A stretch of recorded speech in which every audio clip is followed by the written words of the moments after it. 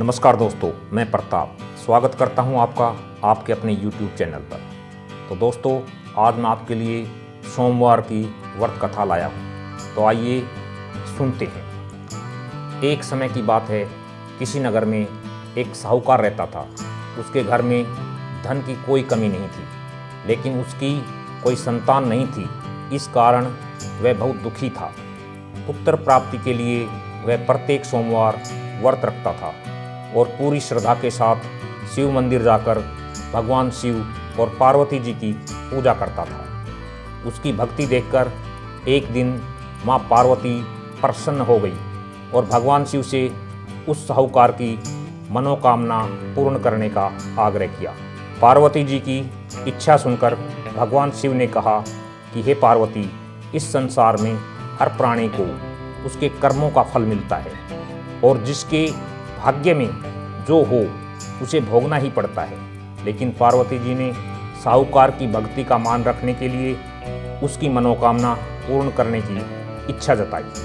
माता पार्वती के आग्रह पर शिव जी ने साहूकार को पुत्र प्राप्ति का वरदान तो दिया, लेकिन साथ ही यह भी कहा कि उसके बालक की आयु केवल 12 वर्ष होगी। माता पार्वती और भगवान शिव की बातचीत को साहूकार सुन रहा था। उसे ना तो इस बात की खुशी थी और ना ही दुख। वह पहले की भांति शिव जी की पूजा करता रहा। कुछ समय के बाद साहूकार के घर पर एक पुत्र का जन्म हुआ। जब वह बालक 11 वर्ष का हुआ तो उसे पढ़ने के लिए काशी भेज दिया।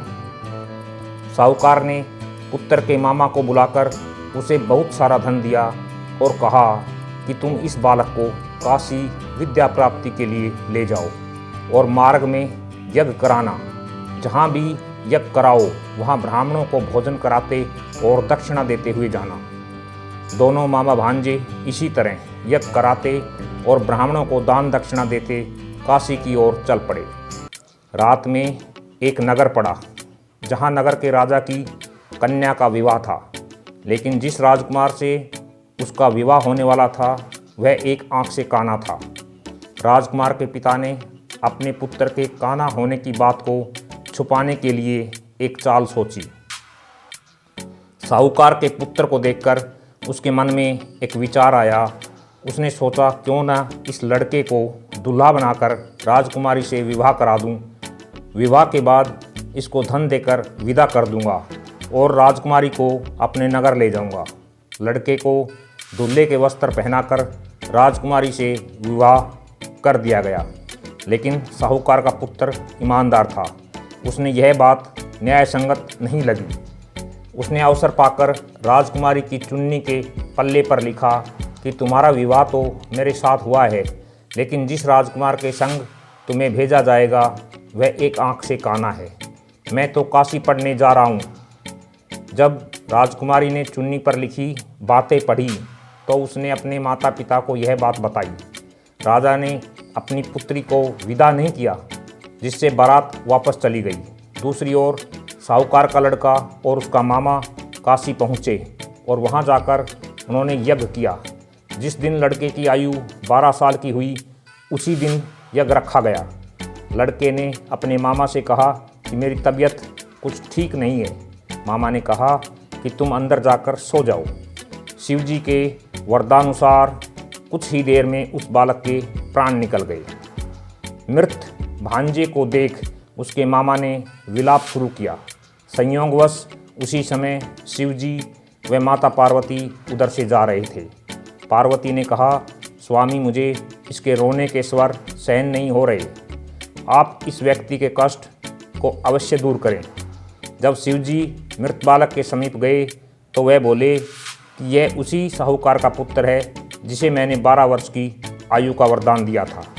अब इसकी आयु पूरी हो चुकी है। लेकिन मातृभाव से विभोर माता पार्वती ने कहा कि हे महादेव, जब आप इस बालक को और आयु देने की कृपा करें, अन्यथा इसके वियोग में इसके माता पिता भी तड़प तड़प कर मर जाएंगे। माता पार्वती के आग्रह पर भगवान शिव ने उस लड़के को जीवित होने का वरदान दिया। शिव जी की कृपा से वह लड़का जीवित हो गया। शिक्षा समाप्त करके लड़का मामा के साथ अपने नगर की ओर चल दिया। दोनों चलते हुए उसी नगर में पहुँचे जहाँ उसका विवाह हुआ था। उस नगर में भी उन्होंने यज्ञ का आयोजन किया। उस लड़के के ससुर ने उसे पहचान लिया और महल में ले जाकर उसकी खातिरदारी की और अपनी पुत्री को विदा किया। इधर साहूकार और उसकी पत्नी भूखे प्यासे रहकर बेटे की प्रतीक्षा कर रहे थे। उन्होंने प्रण कर रखा था कि यदि उन्हें अपने बेटे की मृत्यु का समाचार मिला तो वे भी प्राण त्याग देंगे, परंतु अपने बेटे के जीवित होने का समाचार पाकर वे बहुत प्रसन्न हुए। उसी रात भगवान शिव ने व्यापारी के सौपन में आकर कहा, हे श्रेष्ठी, मैंने तेरे सोमवार के व्रत करने और व्रत कथा सुनने से प्रसन्न होकर तेरे पुत्र को लंबी आयु प्रदान की है। इसी प्रकार जो कोई सोमवार व्रत करता है या कथा सुनता और पढ़ता है उसके सभी दुख दूर होते हैं और समस्त मनोकामनाएं पूर्ण होती हैं। आज के लिए बस इतना ही। मिलते हैं अपनी एक और नई वीडियो में। अगर ये वीडियो आपको पसंद आए तो आप इसे अपने दोस्तों के साथ शेयर कर सकते हैं। हमसे जुड़े रहने के लिए आप हमारे चैनल को सब्सक्राइब कर लें और बेल आइकॉन को दबा दें ताकि आपको हमारी आने वाली हर वीडियो की जानकारी मिलती रहे। Thank you.